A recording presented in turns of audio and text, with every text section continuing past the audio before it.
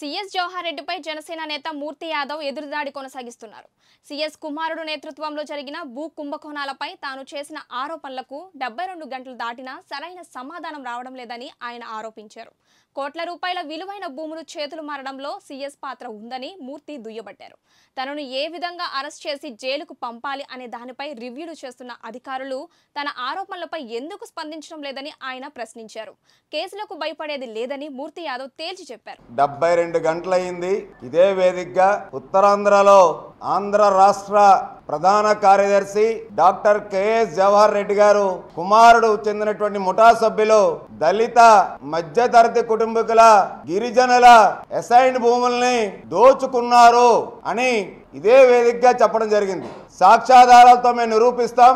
YCP నాయకులు అలాగే IAS బినామీలు assign lands ని భయపెట్టి ప్రలోభపెట్టి వాళ్ళు దోచుకున్నారనేటువంటిది దానికోసమే 596 జీవోను తీసుకొచ్చారు అని చెప్పి ఈ జగన్మోహన్ రెడ్డి నేతృత్వంలో నా ఎస్సీ నా బీసీ నా ఎస్టీ అని చెప్పుకున్నటువంటి పేదల ప్రభుత్వం చెప్పుకున్నటువంటి జగన్మోహన్ రెడ్డి ప్రభుత్వంలో ఎన్నికలు ఇంకా 4 నెలలు సమీపిస్తున్న సమయంలో ఆగమేఘాల మీద డిసెంబర్ 2023న 596 జీవోని ఆగమేఘాల మీద తీసుకురావడం అన్నది దీని వెనకాల ఉన్నటువంటి దురుద్దేశం అని చెప్పి రాష్ట్రంలోనే రాష్ట్ర చరిత్రలోనే దళిత బీసీల గిరిజనుల అసైన్ ల్యాండ్స్ ఇన్ని వేల ఎకరాలు వేల కోట్ల రూపాయలు కుంభకోణం జరగడం అనేది ఇది ప్రప్రథమం అని చెప్పి సాక్ష్యాధారాలతో మేము రుజువు చేస్తామని చెప్పి అన్నాం.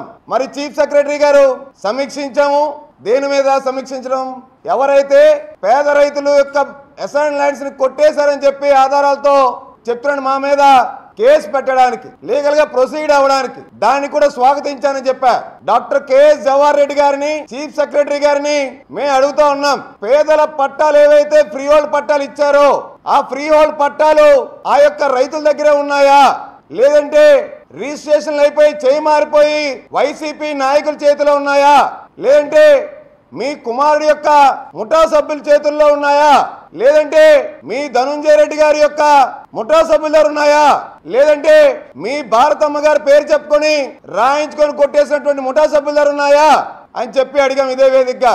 72 గంటలు అయ్యింది. రైతుల పేరు మీదే భూములు ఉన్నాయి, వాళ్ళు ఆరోపించినవన్నీ అవాస్తవాలని చెప్పి ఎందుకు రాష్ట్ర ప్రభుత్వ ప్రధాన కార్యదర్శి పడుకు చెప్పలేకపోయారు? చెప్పుంటే నేను బహిరంగంగా మీడియా సమక్షంలో ఆయన పాదావందనం చేసి క్షమాపణ చెప్తానని చెప్పి మీడియా ముఖంగా చెప్పాను. మరి రైతుల భూములు 596 జీవో తీసుకురావడానికి గల ప్రధాన కారణం ముందస్తుగానే జీవో వస్తుందని చెప్పి జగన్మోహన్ రెడ్డి నేతృత్వంలో చీఫ్ సెక్రటరీ జవహర్ రెడ్డి గారు మొత్తం వీళ్ళు ముఠా అంతా కలిసి ముందస్తుగానే రైతుల దగ్గర నుంచి భయపెట్టి ప్రలోభపెట్టి వీళ్ళు మొత్తం భూములన్నీ రాయించేసుకున్నారు అసైన్ భూములు.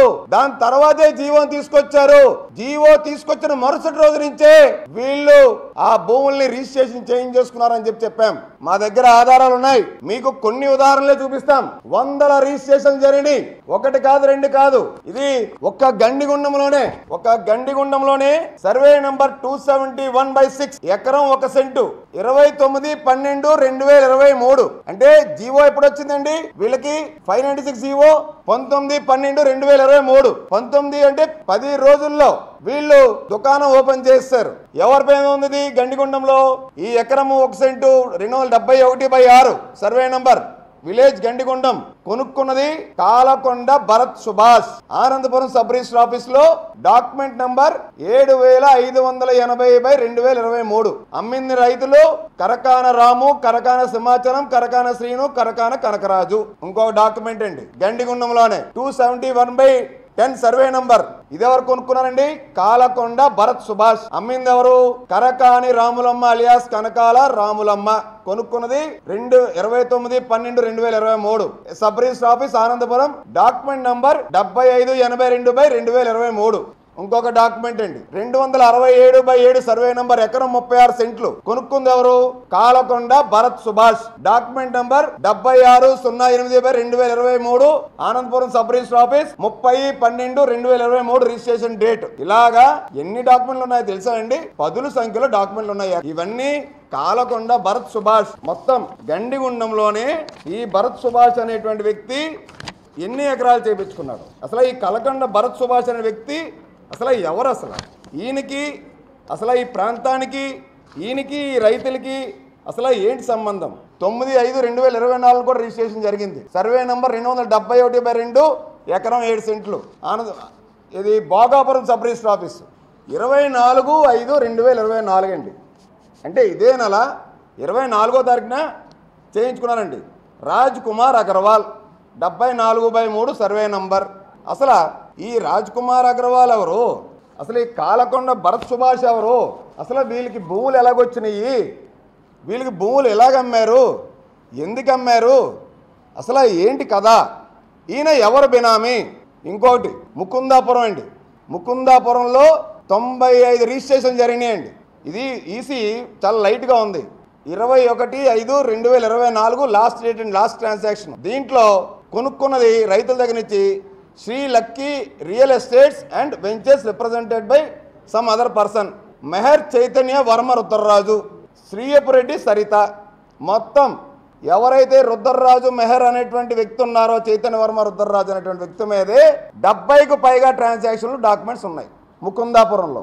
వీళ్ళు జీవో వచ్చినటువంటి కాలం నుంచి 4 నెలల కాలంలో కొన్ని వందల రిజిస్ట్రేషన్లు చేశారు.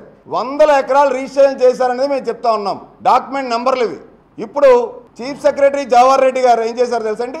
ఎన్నికల కోడ్ వచ్చిన దగ్గర నుంచి ఎక్కడా కూడా ఎన్కంబరెన్స్ సర్టిఫికేట్లు ఎవరో తీసుకోవడానికి వీలు లేకుండా, ఎన్కంబరెన్స్ సర్టిఫికేట్లు చూడడానికి వీలు లేకుండా, సచివాలయాల్లో కానీ మీ సేవల్లో కానీ ఎక్కడా కూడా జారీ చేయడానికి వీలు లేకుండా, సర్టిఫైడ్ డాక్యుమెంట్స్ కూడా జారీ చేయడానికి వీలు లేకుండా మొత్తం సిస్టమ్స్ మొత్తం యొక్క వెబ్సైట్ని వీళ్ళు లాక్ చేసేసారు. వీళ్ళు ప్రజలకు ఇవ్వాల్సినటువంటిది ఈసీలు వాళ్ళు ఎడ్యుకేషన్ లోన్ కోసం దేనికోసం ఉపయోగపడతాయి. ఈసీలు ఎప్పటికప్పుడు కావాల్సి వస్తే ప్రజలకి ఈసీలు దేనికి వాళ్ళు బ్లాక్ చేస్తారు? వీళ్ళు చేసేటువంటి దొంగ పనులు, దోపిడీ భూములు ఏవైతే ఉన్నాయో ఎక్కడ ఎప్పటికప్పుడు ప్రతి ఒక్కరు ప్రజలు చూస్తూ ఉంటారో వాళ్ళకి సమాచారం ఎక్కడ అందిపోతుందా అని చెప్పి ఈసీ వెబ్సైట్నే పూర్తిగా వీళ్ళు మూసేశారు, బంద్ చేసేశారు.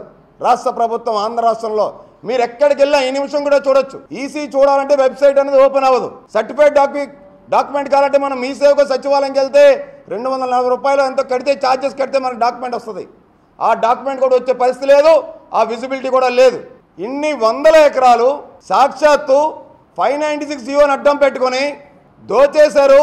ఉత్తరాంధ్ర యొక్క బీసీ ఎస్సీ ఎస్టీల అసైన్డ్ భూముల్ని లాక్కున్నారు బలవంతంగా.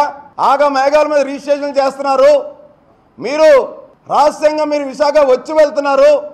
దీనిపైన పూర్తి స్థాయిలో విచారణ జరిపించండి. ఏవైతే ఎన్నికల కోడ్ నియమావళి ఉందో ఎన్నికల నియమావళిలో మీరు ఈ యొక్క ప్రక్రియని నిలిపివేయండి.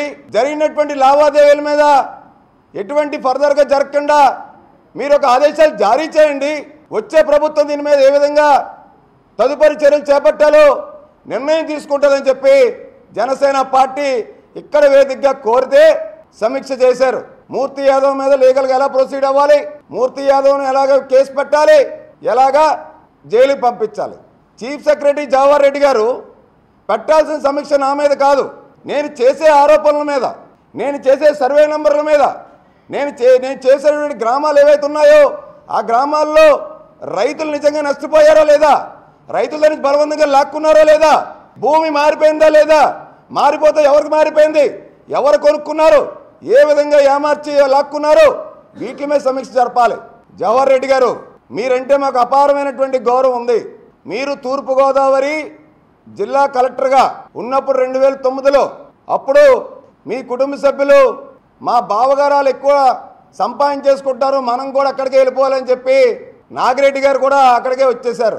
నాగిరెడ్డి గారు వచ్చేసిన తర్వాత అక్కడ ఆయిల్ మాఫియా వ్యాపారం నడుస్తూ ఉంటే అప్పుడే తూర్పుగోదావరి జిల్లా ప్రజలందరూ కూడా కడప వాళ్ళు వచ్చేసారు, ఇక్కడ ఆయిల్ మాఫియా వ్యాపారం జరిగిపోతుందని చెప్పి భయపడిపోయారు. ఆ విషయాలన్నీ నేను మాట్లాడలే, వాటి గురించి విచారం జరపమంటలే. పద్మప్రియారెడ్డి గారు చేసేటువంటి వ్యవహారాల మీద నేను సిబిఐ విచారణ జరపనులే. పేద రైతులు అసైన్డ్ భూముల్ని దోచేశారు, వైసీపీ నాయకులు మీ యొక్క బినామీలు కొట్టేశారని చెప్పి మేము అడిగాం. పద్మప్రియారెడ్డి గారి గురించి మాట్లాడి అవన్నీ సిబిఐ విచారణ వాళ్ళ ఆస్తుల మీద నేను మాట్లాడలే. నేను ఆరోపించింది chief secretary KS Jawahar Reddy గారి కుమారుడి యొక్క ముఠా సభ్యులు అన్నా. ఎందుకు మీ అబ్బాయితో వివరణ ఇప్పించట్లేదు? మీ అబ్బాయితో వివరణ ఇప్పించాలి. 800 ఎకరాల పైగా ఆనందపురం, భోగాపురం, భీమిలి, పద్మనాభం అత్యంత విలువైనటువంటి ప్రాంతాల్లో మీరు భయపెట్టి ప్రలోభపెట్టి జీవో రాకముందరే మీరు ఫ్రీ హోల్డ్ పట్టాలు తీసుకురా ఉద్దేశంతో మీరు కొట్టేశారని చెప్పి నేను ఆరోపించా. మీ వైసీపీ ప్రభుత్వానికి మీ యొక్క అధికారానికి మరి యొక్క వారం రోజుల్లో ఇదే రోజు ఈ భూమి మీద నూకలు చెల్లిపోయేటువంటి రోజు ఆసనం అవబోతోంది. భూదోపిడీ మీద పూర్తి స్థాయి విచారణ జరిపి దళిత, గిరిజన, బడుగు బలైన వర్గాల అసైన్ ల్యాండ్స్ ని వాళ్ళకి అప్పచెప్పేటువంటి కార్యక్రమాన్ని చేపడతాము. సిఎస్ గారు ఆదేశిస్తే ఇప్పుడు వెళ్ళి నేను కమిషనర్ గారు సరెండర్ అవ్వమంటే నేను అయిపోవడానికి సిద్ధంగా ఉన్నాను. నేను చేసిన కనుక తప్పుడు ఆరోపణలు, నిరాధారమైన ఆరోపణలు అని అంటే ఇవాళ నేను వ్యక్తుల పేర్లు కూడా చెప్తున్నా. ఇంకా చాలామంది వ్యక్తులు ఉన్నారు. ఆ చాలామంది వ్యక్తులు నేను డాక్యుమెంట్ ఎవిడెన్స్ లేకుండా మాట్లాడకూడదు. అందుకని ఆ వ్యక్తుల పేర్లు బయట రివీల్ చేయట్లేదు. పూర్తిగా సబ్ రిజిస్టర్ ఆఫీస్లో డాక్యుమెంట్స్ రావడానికి మేము అప్లై చేసాం. టైం పడుతుంది, ఖచ్చితంగా వస్తాయి. ఆధారాలతో ఇవన్నీ కూడా మాట్లాడుతున్నాం. నేను ఆరోపించింది ఏదైనా తప్పు అయితే నా మీద ఎటువంటి క్రిమినల్ చర్యలు తీసుకున్నా నేను సిద్ధంగా ఉన్నాను.